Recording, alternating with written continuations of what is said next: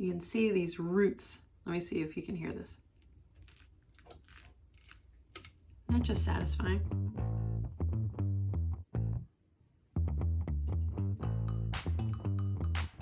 Hey there, friends. Welcome back. Grace and I are in the seedling lab, and you can tell by our sunglasses that we're out here in the wrong time of day. We should have been out here hours ago, but now it's afternoon. Yep. And we can't see without squinting. If you are new here, my name is Lauren. What's your name? Grace. This is Grace, and this is Hahn Acre. And we're happy that you chose to join us today. We are in Northeast Pennsylvania, currently 7 weeks before our last predicted frost.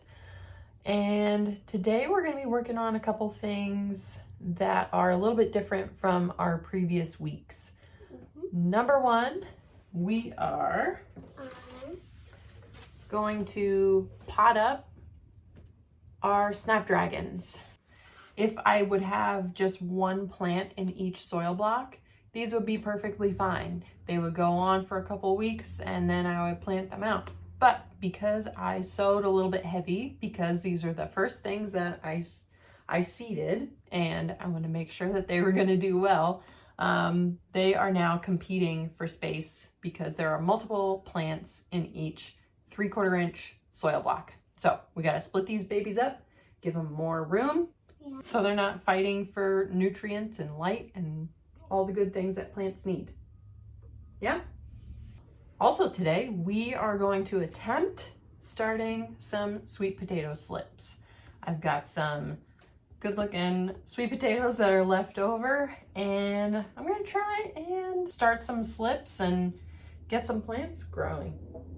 So we have basically sweet potatoes for free this year. I've never done it before, but Mommy, we're gonna try it. Yes, Grace? what does slip mean? Slip means a plant. It's how you describe a plant that will grow from this sweet potato. So we are going to try starting them in potting soil. You can also start them in just water. You put them in water and then they send out little roots.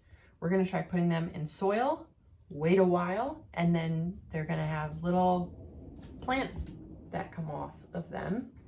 And then that's what we plant in the ground to give us more sweet potatoes. Oh, and then we can try the water one? We can try the water one. Do you want to do a comparison? Mm-hmm. Okay. All right. I know what comparison means. You do? Mm-hmm. What does it mean? It means that you do two things at the exact same day. You're right. And then you see what the outcomes are for each. Very good, my little scientist. We are going to get started by separating out our snapdragons. Yep. Then we'll do the sweet potatoes. And then after we do all of that, we will do a little seedling update so you can see how our babies are growing from last week. Okay. Okay? Mm-hmm. Let's get started. Yeah. As I am breaking them apart, I am not going to be putting them back into soil blocks. I am just going to use a regular old plug tray. This is a 72 cell tray, and then I've got a solid bottom watering tray. Before you get everything ready, I would suggest holding these trays up to light and making sure that you cannot see light through them. Last thing you want to happen is you get your plug tray all set up, you get it in this tray, you're ready to water, looks great, and then you have water all over your floor. Not a good look. Trust me on that.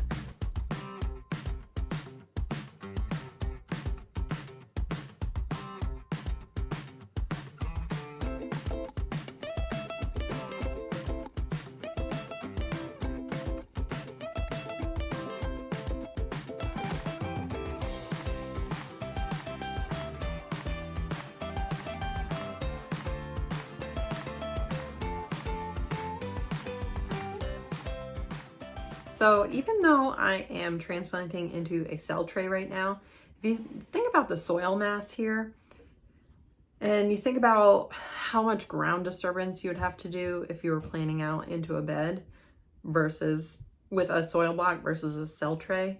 The difference is pretty significant.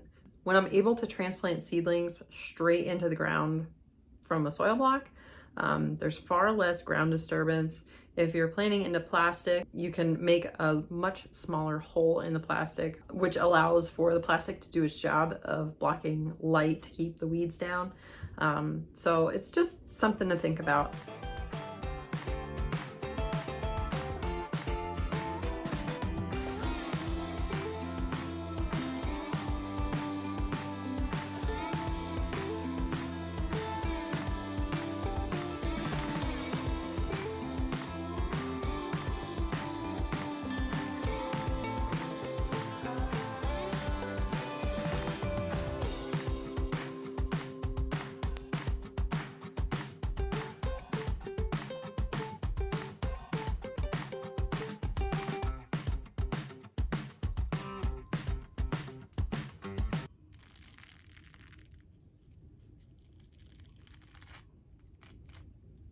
Look at those roots.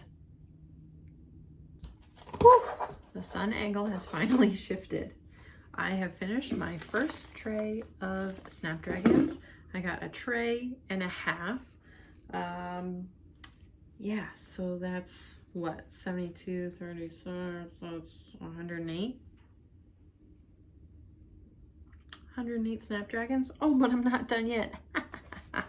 So this was a tray that had kind of junky germination.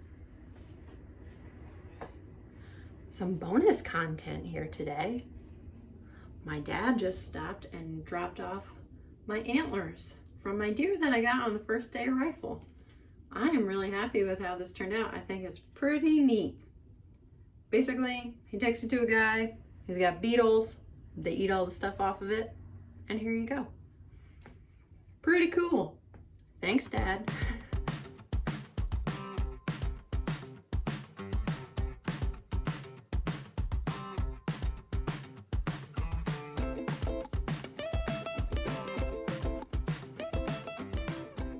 I was able to get 2 full trays of plants transplanted, and I just gave them a little bit of water. I actually overhead watered them in in the bathtub, so we'll see how that works. Those plants are gonna look like they're a little bit under the weather for the next couple days, a little bit shocky, and that's okay. They will come out of it. My battery on my phone actually died, so I didn't get to show you this in real time, but the second tray that I showed you, that was not as healthy as the first, even though there were only about a week between seedings. But that second tray was definitely not as robust. So all of those soil blocks, I wasn't able to break them apart, even though they had multiple plants in each block, just because the root system was not there. So it wasn't going to be the best option for those plants. So we'll see how they turn out. I did end up with a few blocks of yarrow that did not fit in my tray. So I'm gonna leave those out as kind of a test, because I kind of want to compare what those plants look like, what kind of growth they put on being in the soil block for the entire time before transplant, and compare that to what they look like in the cell trays and see if there's a significant difference. Now that I have finished my transplanting job, I'm on to my sweet potato experiment. I have absolutely no idea if this is going to work, but I'm going to give it a try. Basically, from what I read, all I got to do is sit these guys down in the soil about halfway, cover them up so they keep some nice humidity. I'm just going to put a dome over this tray, and then see what happens.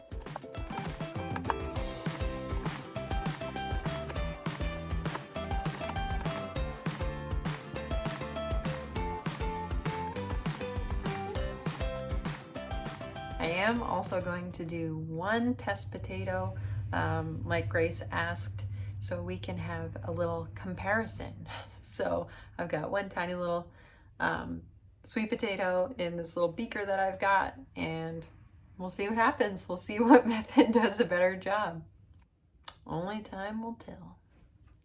I want to talk about some updates. So, if you remember from, I think 2 videos ago, I had some lazy parsley. And guess what? Still lazy. I don't know what happened with this batch. I have no explanation for this. I just kind of threw these out here because it's a lot colder out here. I thought, maybe they'll do something, but I don't think so.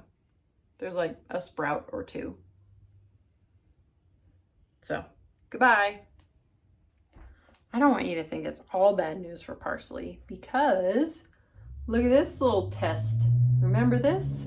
This is about 1 week of growth on the parsley. And this is that new little tray that I was trying out. This is the first thing I'm growing. It's got the silicone on the bottom, and look at those roots. I believe that this tray is designed to be similar to the air pruning trays from Bootstrap Farmer. If you've seen those making the rounds, like, they're gorgeous. But too many pennies for me. A little too rich for my blood. This was a good test for me because this result told me that it was not my seed, my parsley seed, that was the problem in those blocks that we just talked about. So I don't have an answer for those blocks, but I'm moving on. I'm not looking back. From last week, these little guys are from last week. Aren't they so cute? Oh, I just love these little babies.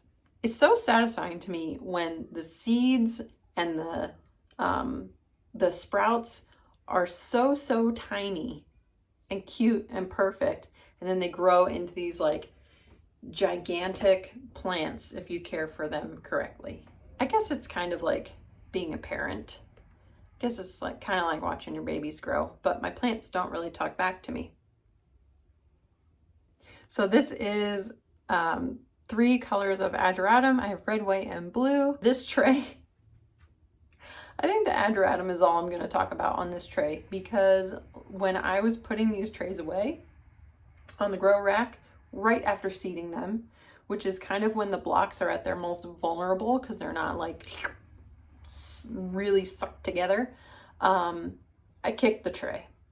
It wasn't a total disaster, but you can see how like they're kind of wonky. So I don't know. Is this baby's breath or is it Ami? I don't know. I guess that'll just be a mystery that we'll have to figure out later in the season. When I first started my seedlings for this season, I think my first love was the snapdragons, because they're just like, oh, they were beautiful. Wow, beautiful.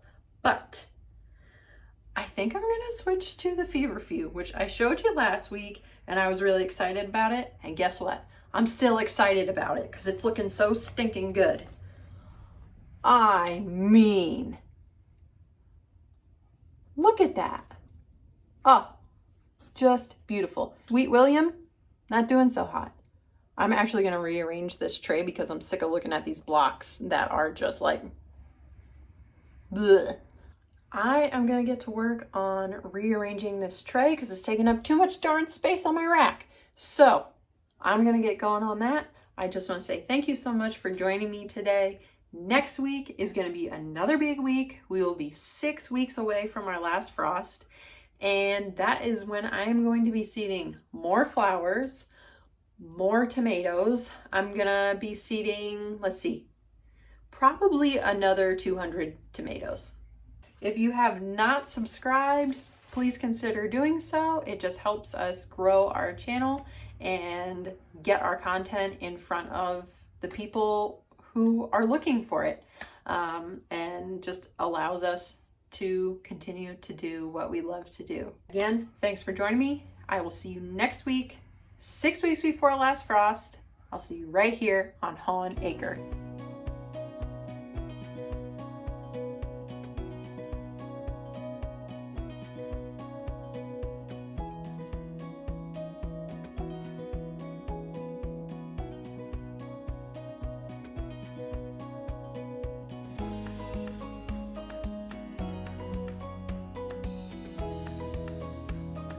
I just love looking at these guys. They're so cute.